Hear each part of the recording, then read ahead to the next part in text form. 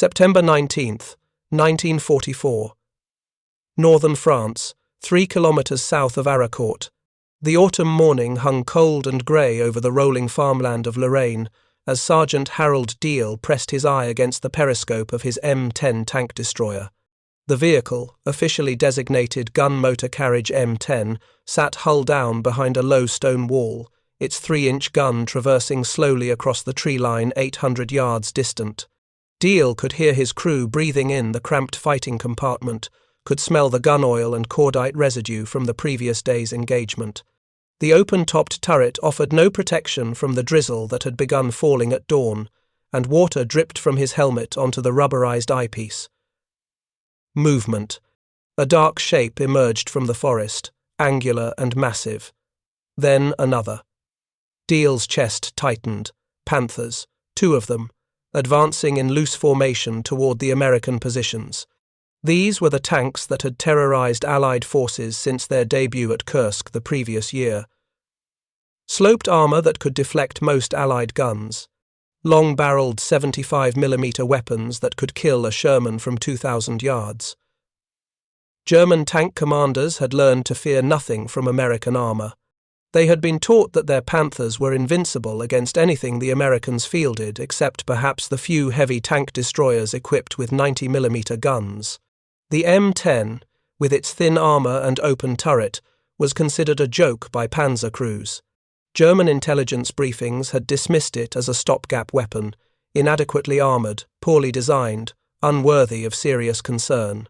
If you're enjoying this deep dive into the story, hit the subscribe button and let us know in the comments from where in the world you are watching from today. Deal watched the Panthers approach, their commanders standing confidently in their cupolas, scanning for targets. The German crews had no reason to fear the low-slung vehicle behind the stone wall. They had been told the M10 could not penetrate their frontal armor. They had been taught that American tank destroyers were defensive weapons, suitable only for ambush against lighter panzers, incapable of engaging German heavy armor in anything approaching equal combat. This belief, cultivated through training manuals and combat reports from the Eastern Front, had become doctrine. It had become certainty. Deal laid his sight reticle on the lead Panther's glacis plate, the sloped front armor that German engineers had designed to deflect Allied rounds. His gunner, Corporal James McKnight, had the same target. They had trained for this moment at Fort Hood, had practiced against mock-ups, had studied penetration tables until they could recite them from memory. The 3-inch M7 gun in their turret was theoretically capable of defeating Panther armor at this range, but theory and reality did not always align on a battlefield where margin of error was measured in millimeters of steel. The question that would define this engagement, and hundreds like it across France and Germany in the final year of the war, was simple. Could the despised M10, dismissed by German tankers as weak and inadequately armed, actually destroy the Panthers that represented the Third Reich's technological superiority? In the next 30 seconds, Sergeant Deal and his crew would provide an answer that contradicted everything German armored doctrine had promised. The M10 tank destroyer that Harold Deal commanded in September 1944 was the product of a distinctly American military philosophy that had emerged in the desperate months following Pearl Harbor. When the United States entered World War II in December 1941, American armor doctrine was in crisis. German panzers had swept across Poland, France, and deep into the Soviet Union, using tactics that emphasized speed, concentration, and breakthrough. American military planners, studying these campaigns from afar, became convinced that massed armor attacks represented the primary threat American forces would face in Europe. The solution, developed at Fort Hood, Texas, and codified in field manuals by 1942, was the tank destroyer doctrine. Rather than building heavier tanks to match German armor pound for pound, the United States would create specialized tank-killing vehicles. These would be fast, mobile, and armed with powerful guns, but would sacrifice armor protection for speed and tactical flexibility. The concept called for tank destroyer battalions to be held in reserve behind defensive lines, then rushed forward to meet enemy armor breakthroughs wherever they occurred. Speed and firepower would substitute for protection. The M10 embodied this philosophy completely. Built on a modified Sherman tank chassis, it mounted a 3-inch gun derived from anti-aircraft weapons in an open-topped turret that could traverse through 360 degrees. The armor was deliberately thin, 37 mm on the front hull, sloped at 55 degrees to maximize effective thickness. The sides were protected by only 25 mm of steel, barely enough to stop heavy machine gun fire. The open turret roof left the crew exposed to artillery fragments, hand grenades, and even rifle fire from elevated positions. German tankers, accustomed to the fully enclosed, heavily armored Panthers and Tigers, looked at the M10's specifications and saw vulnerability. By September 1944, when Diehl's battalion reached the Lorraine region, German intelligence had thoroughly analyzed captured M10s. Reports circulated through Panzer units describing the American tank destroyer's weaknesses. The thin armor could be penetrated by any German tank gun at combat ranges. The open turret was a fatal flaw. The 3-inch gun, while possessing reasonable penetration on paper, could not defeat the frontal armor of Panthers or Tigers at typical engagement distances.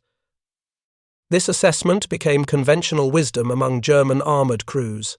They had faced M10s in Italy, where the mountainous terrain limited engagement ranges and forced tank destroyers into defensive positions. The Germans had learned that a Panther could engage an M10 from beyond the American vehicle's effective range, destroying it before the 3-inch gun posed a threat. This confidence was reinforced by comparative armor analysis.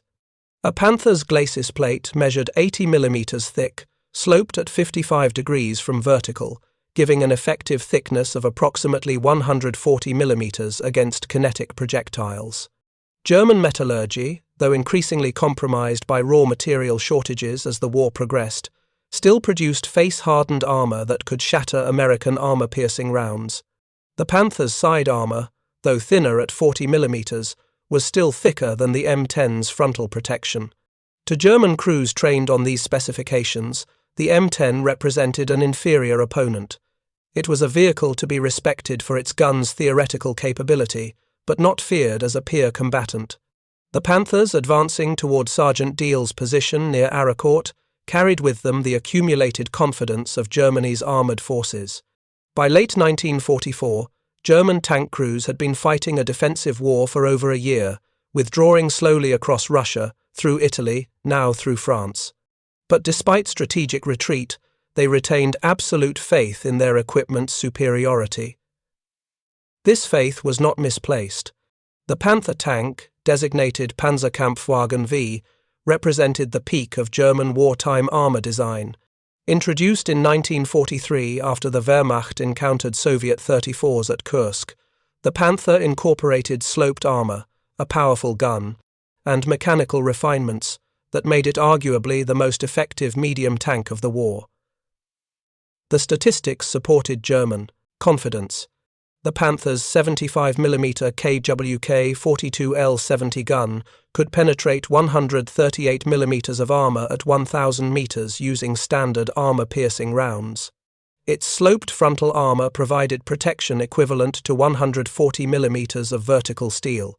In direct engagements, Panthers routinely destroyed American Shermans from ranges where the Sherman's 75mm gun could not achieve penetration.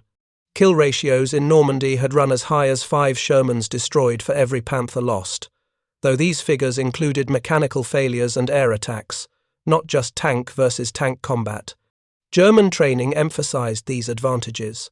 Panzer crews learned that American armor was quantitatively superior but qualitatively inferior. The Americans could produce tanks faster, could field more of them, could replace losses more quickly. But in individual combat, German armor was superior. This belief permeated every level of the Panzerwaffe. Commanders planned tactics around it. Crews fought with the confidence it provided.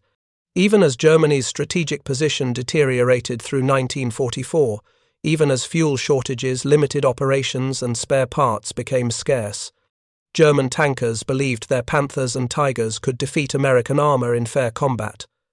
The M10 fit comfortably into this worldview. It was fast, which made it dangerous in ambush. Its 3-inch gun demanded respect, as any high-velocity weapon did, but it was thinly armoured, open-topped, clearly designed for defensive operations rather than offensive action. German intelligence assessments, compiled from combat reports in Italy and reinforced by interrogation of captured American tank destroyer crews, emphasized these limitations. Panzer commanders were taught to engage M10s from maximum range, where the American gun's penetration fell off, but the German 75mm weapon remained lethal. They were instructed to maneuver aggressively, using the Panther's superior armor to close range if necessary, knowing that at distances under 500 meters, the Panther's frontal armor remained effectively immune to the 3-inch gun.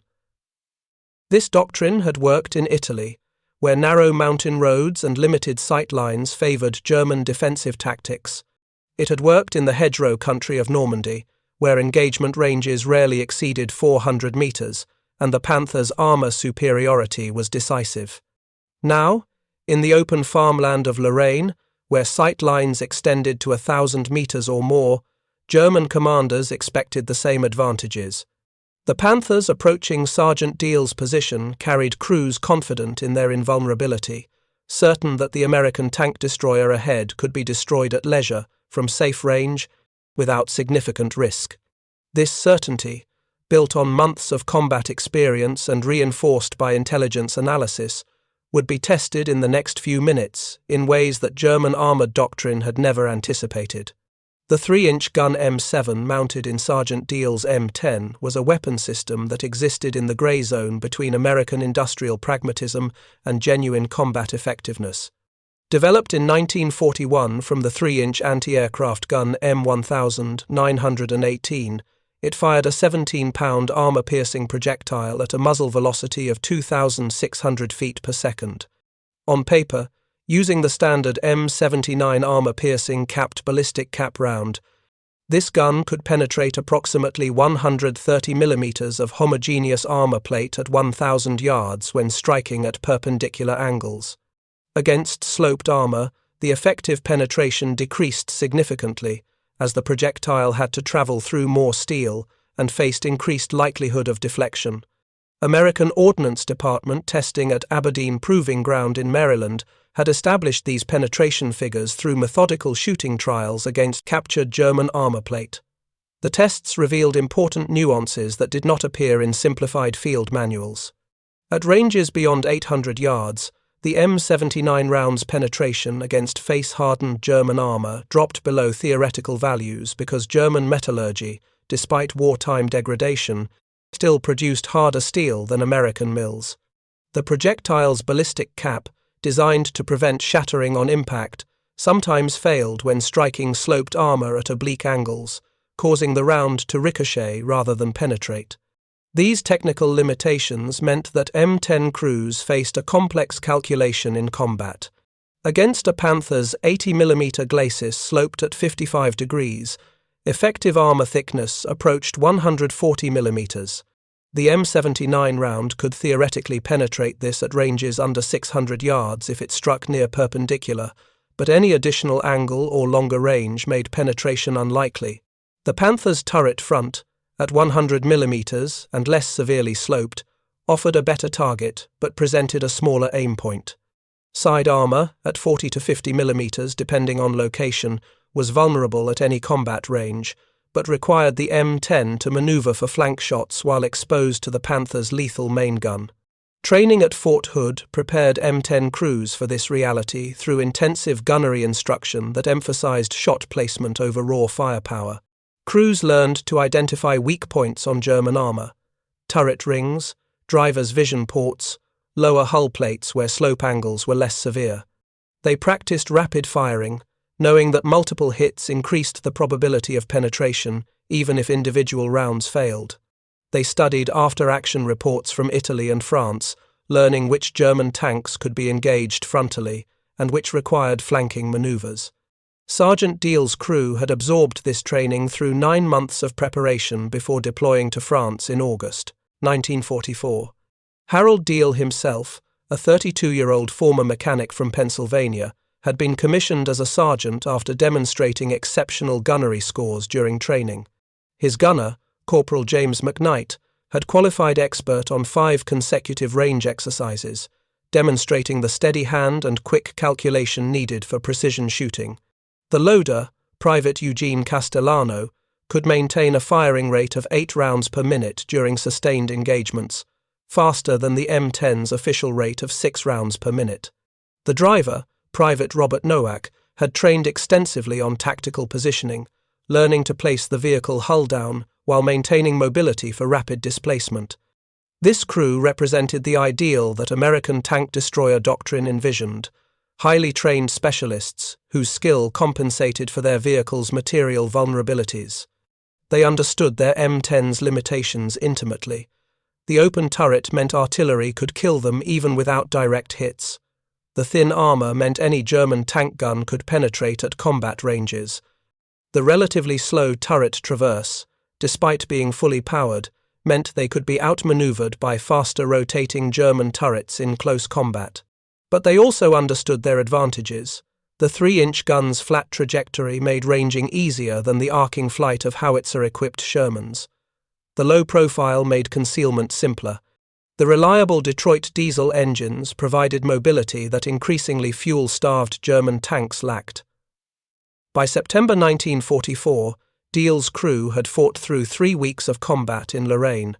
They had destroyed 2 German Mark IV tanks at ranges exceeding 1,000 yards, where the older Panzer's armor offered inadequate protection. They had driven off a Stooge 3 assault gun with near misses that convinced the German crew to withdraw rather than press the attack. They had lost 2 M10s from their platoon, one to a Panther's long-range shot that penetrated the thin side armor, one to a German 88mm anti-tank gun that destroyed the vehicle with a single hit through the open turret. Diehl understood the mathematics of armored combat in ways that no training manual could convey. Survival required perfect positioning, first-shot accuracy, and the willingness to engage targets that doctrine suggested were beyond the M10's capability. Sergeant Diehl gave the fire command at 08:15 hours. Corporal McKnight had the lead Panther centered in his telescopic sight, the reticle placed precisely on the junction between the glacis plate and the lower hull, where German engineers had been forced to reduce slope angle to accommodate the transmission. The range was 760 yards, measured by McKnight using the site's stadiometric range-finding system. The Panther was advancing at approximately 8 miles per hour, angling slightly to its left, which actually improved the impact angle for Diehl's purposes. The German commander remained standing in his cupola, binoculars raised, scanning the American lines but apparently not identifying the M10 as an immediate threat. McKnight pressed the firing switch. The 3-inch gun recoiled violently, the entire vehicle rocking backward against its suspension as 3,000 pounds of steel and explosive force discharged. The open turret filled instantly with acrid smoke that cleared quickly in the morning breeze. Diehl kept his eye pressed to the periscope, watching for impact. The armor-piercing round crossed 760 yards in less than 2 seconds, remaining supersonic throughout its flight. It struck the Panther's lower glacis 3 inches left of center, precisely where McKnight had aimed. The result was not the deflection German armor doctrine predicted. The M79 projectile, its ballistic cap functioning exactly as designed, maintained integrity on impact with the face-hardened German steel. The pointed armor-piercing core beneath the cap punched through the 80mm plate, which at that location presented only 110mm of effective thickness due to reduced slope angle. The penetration created a hole approximately 3 inches in diameter as the projectile core shed its jacket and tumbled through the Panther's interior. The round struck the ammunition storage rack on the vehicle's left side, igniting stored 75mm rounds.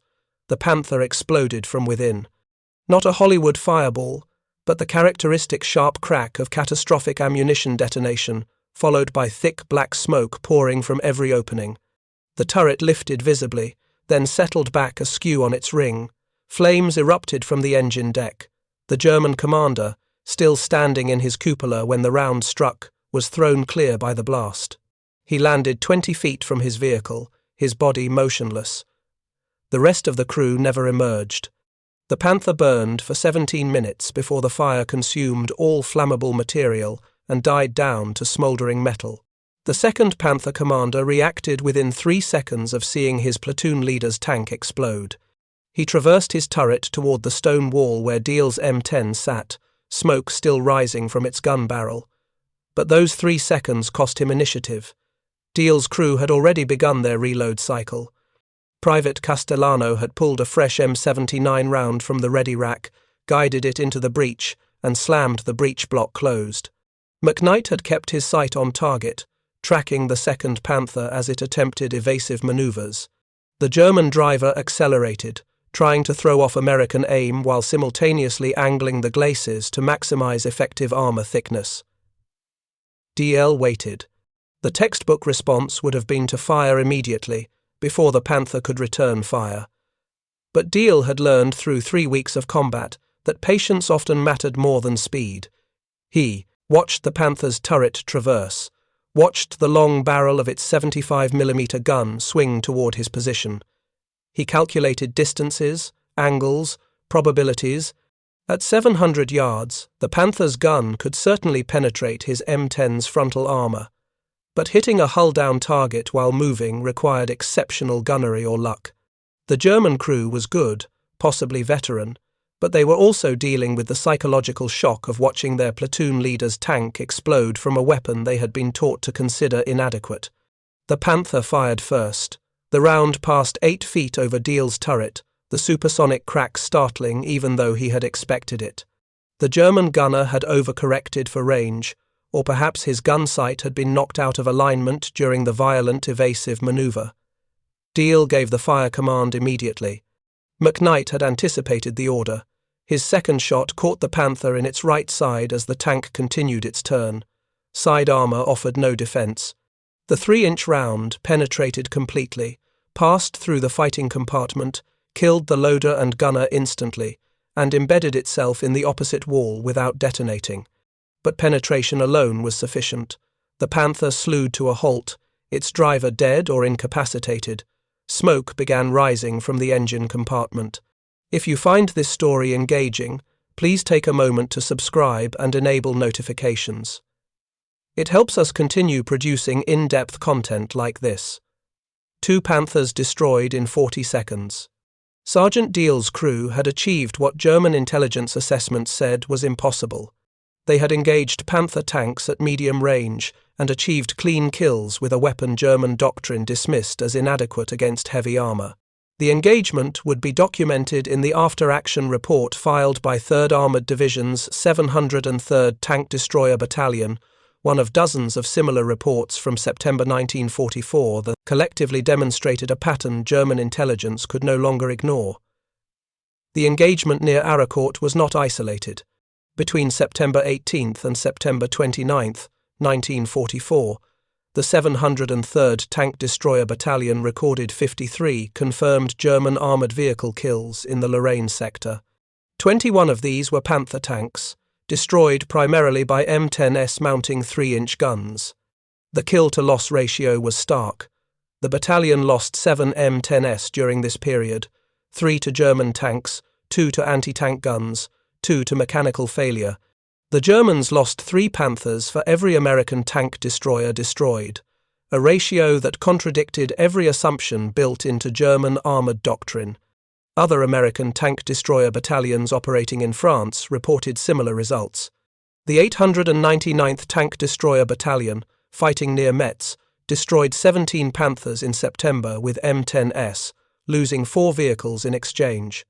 The 601st Tank Destroyer Battalion, equipped with the heavier M18 Hellcat but also operating several M10 platoons, recorded 23 Panther kills against 6 losses. The pattern held across 3rd Army's operational area. American tank destroyers were engaging and destroying German heavy armor at rates that should have been impossible given the comparative armor specifications. German after-action reports from this period reveal confusion and growing concern. A captured Panzer Lehr Division report from late September noted that American tank destroyers previously considered inadequate against our frontal armor have demonstrated unexpected penetration capability. Multiple Panthers have been destroyed by 3-inch guns at ranges exceeding 600 meters. Crews report penetrations through glacis armor that technical specifications suggest should be proof against this weapon. The report recommended increased caution when engaging American tank destroyers and suggested that previous intelligence assessments had underestimated the M10's combat effectiveness. The discrepancy between predicted and actual performance stemmed from several factors that German intelligence had failed to appreciate. First, American crews were employing tactics specifically designed to exploit the M10's strengths while minimizing its weaknesses. Rather than engaging in mobile warfare where the thin armor would be fatal, M10 commanders positioned their vehicles in hull-down defensive positions that presented minimal target profiles. They waited for German armor to advance into predetermined kill zones, where range and angle favored the 3-inch gun's penetration characteristics. Second, American gunnery training had reached a level of proficiency that German planners had not anticipated. By late 1944, tank destroyer crews arriving in France had completed 9 to 12 months of intensive training, far longer than the truncated programs German replacements received as manpower shortages worsened. This training emphasis produced crews capable of first-round hits at ranges where German crews, often operating with hastily trained replacements, required multiple shots to find the target. In armored combat, where the first hit often decided the engagement, this training differential was decisive. Third, German armor quality had degraded significantly by late 1944 due to raw material shortages and manufacturing compromises. The face-hardened armor that had performed so well in 1943 was increasingly brittle in 1944 production models, prone to catastrophic cracking when struck by high-velocity projectiles. American intelligence had noted this degradation through metallurgical analysis of knocked-out German tanks, but had not widely disseminated the findings. American crews fighting in France benefited from German manufacturing failures they didn't know existed, while German crews suffered from armor that no longer met design specifications. The psychological impact on German Panzer crews was significant and immediate. In early September, Panther commanders had approached combat with confidence built on a year of technical superiority. By late September, that confidence had eroded into caution, even fear. German tankers began treating all American armor with increased respect, unable to distinguish M10 tank destroyers from more heavily armed opponents until engaged. The swagger that had characterized German armored operations in Russia and Italy disappeared, replaced by defensive caution that reduced tactical effectiveness. Lieutenant Hans Becker, commanding a Panther in 5th Panzer Army during the Lorraine battles, later wrote in captivity about this transformation. We had been told the American tank destroyers were poorly armored and posed minimal threat if engaged from proper range. After we lost 4 Panthers in 1 week to these supposedly inadequate weapons, we learned to fear every American armored vehicle equally.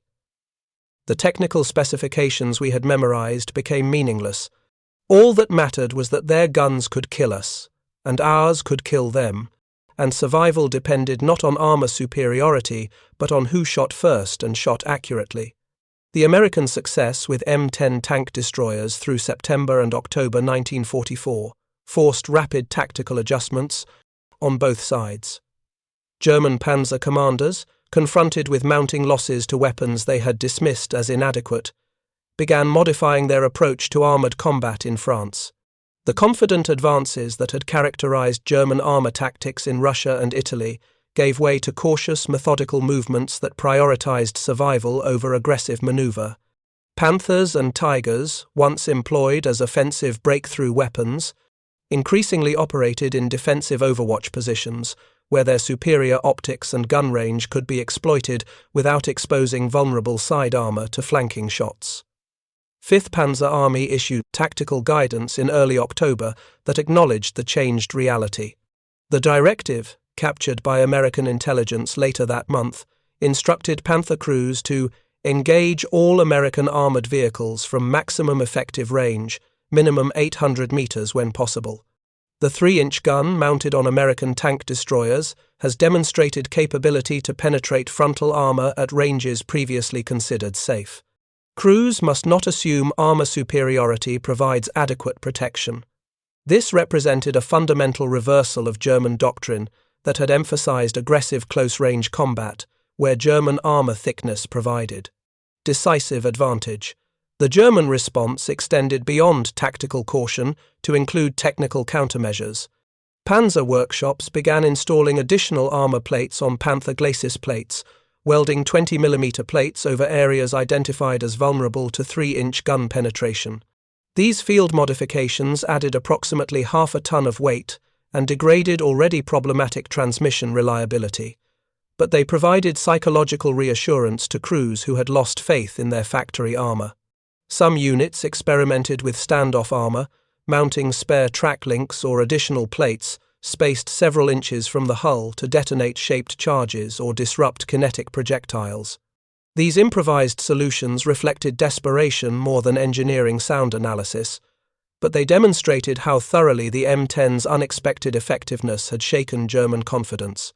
American forces, recognizing the psychological advantage they had gained, emphasized tank destroyer employment in offensive operations.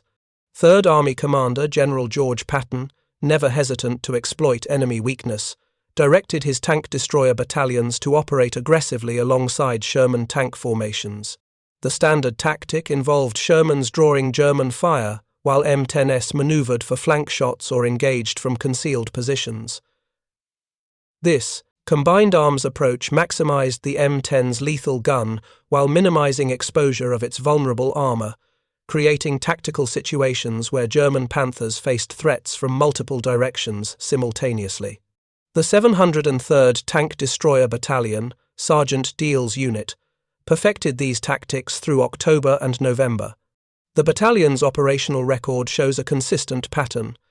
M10 platoons positioned in overwatch while Sherman companies advanced, engaging German armor that revealed itself by firing at the Shermans. The tactic was brutally effective. German commanders faced an impossible choice. Remaining concealed meant allowing American armor to advance unopposed. Engaging meant exposing their position to precisely aimed 3-inch guns operated by increasingly confident crews who had learned that their weapon could kill anything the Germans fielded.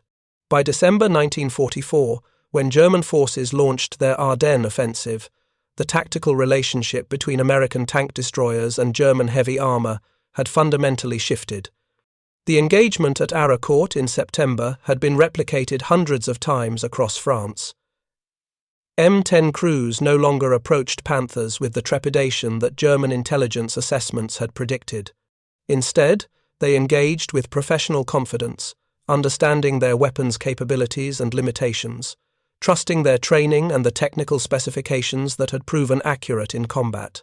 The psychological advantage had shifted decisively. German Panther crews, once confident in their invulnerability, now operated with the knowledge that thin-skinned American tank destroyers could kill them at ranges where doctrine said they should be safe. This transformation occurred not through propaganda or motivational speeches, but through the accumulation of combat results that could not be denied or explained away. German tankers had watched their comrades die in vehicles that were supposed to be immune to 3-inch guns. They had read after-action reports documenting Panther losses to M10s at ranges exceeding 700 meters. They had spoken with survivors who described 3-inch rounds punching through glacis armor that technical specifications said should deflect such projectiles. The evidence was overwhelming, undeniable, and psychologically devastating. The weapon they had been taught to dismiss had proven lethal, and no amount of doctrinal certainty could resurrect the confidence that combat reality had destroyed. The M10's unexpected success against German heavy armor influenced American tank destroyer doctrine and equipment development for the remainder of the war, though not always in ways that improved combat effectiveness. Ordnance Department officials, vindicated by combat reports showing their 3-inch gun could defeat Panther armor, pushed for continued M10 production even as more advanced designs became available.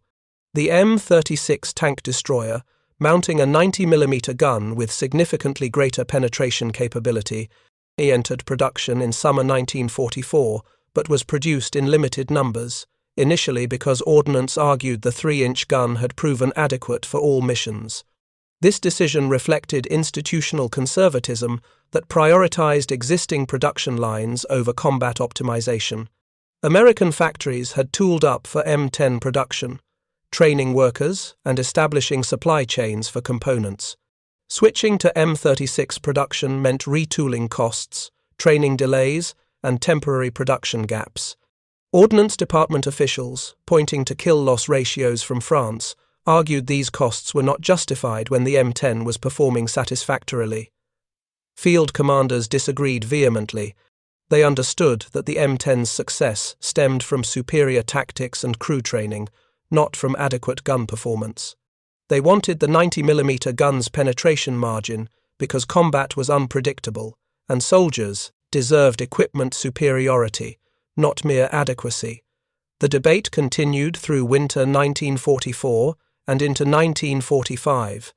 Eventually, combat losses and attrition shifted production priorities toward the M36, but hundreds of M10s remained in service until Germany's surrender. These vehicles continued achieving respectable kill ratios, but primarily because American tactical doctrine had evolved to exploit their strengths. Crews positioned M10s in hull-down defensive positions, engaged from ambush, and avoided frontal duels where German armor thickness might prove decisive. The M10's combat record in 1945 reflected tactical sophistication more than technical adequacy, a distinction that ordnance officials never fully acknowledged. German responses to the M10 threat influenced their own armored vehicle development, though by late 1944, Germany lacked industrial capacity to implement design changes meaningfully.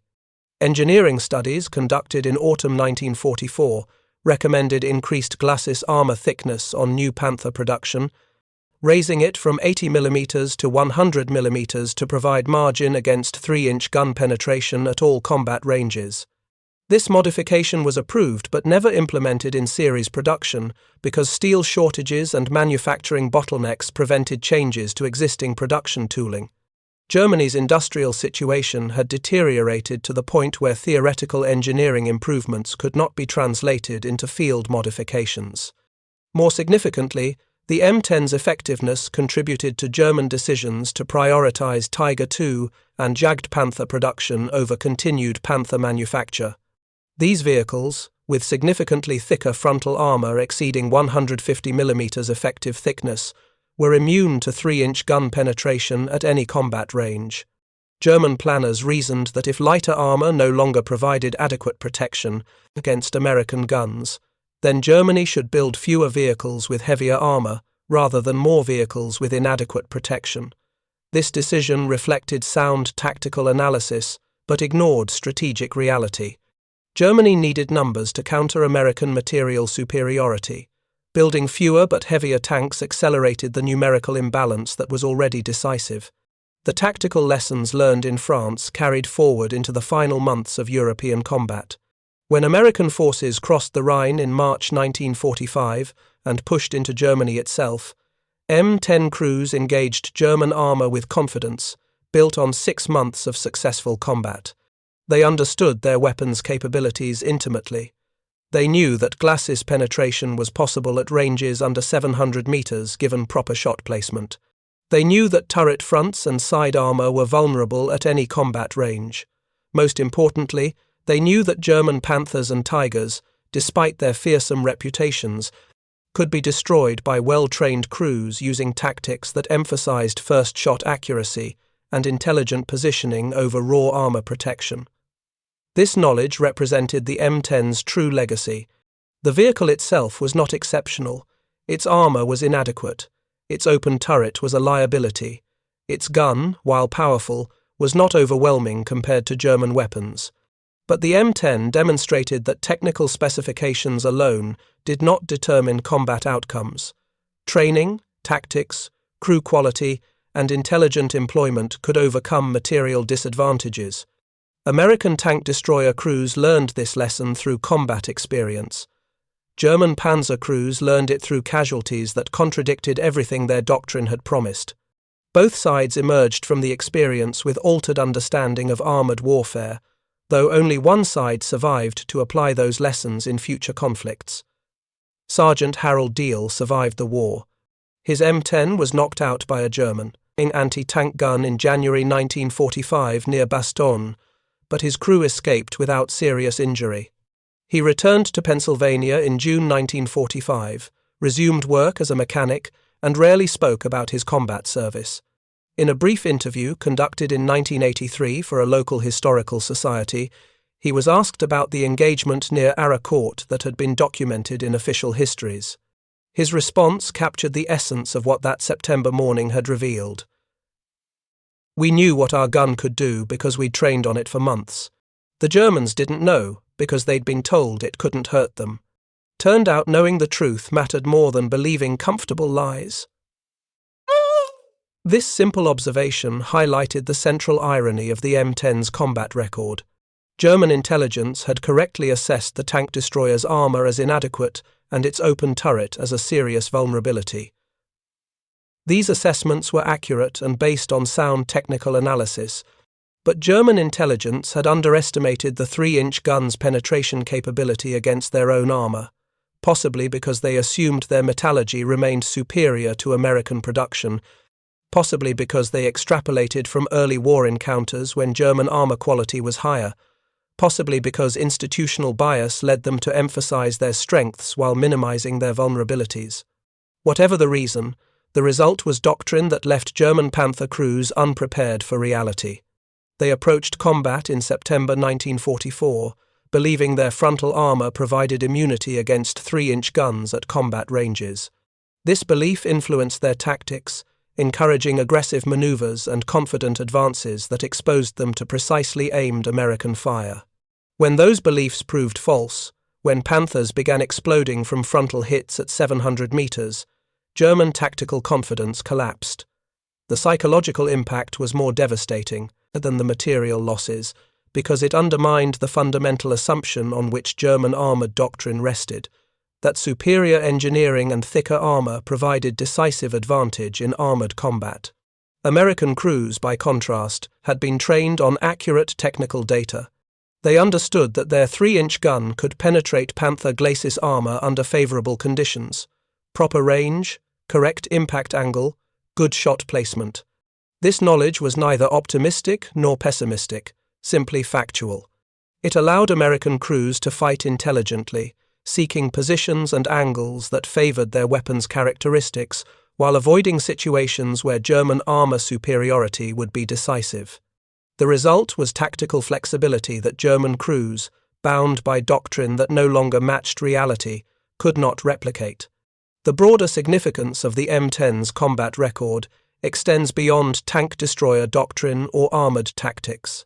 It illuminated how military organizations process information, adapt to changing realities, and either succeed or fail based on their willingness to acknowledge uncomfortable truths. The German Army in 1944 was an organization under enormous stress, retreating on all fronts, suffering unsustainable casualties, losing the industrial competition that modern warfare demanded.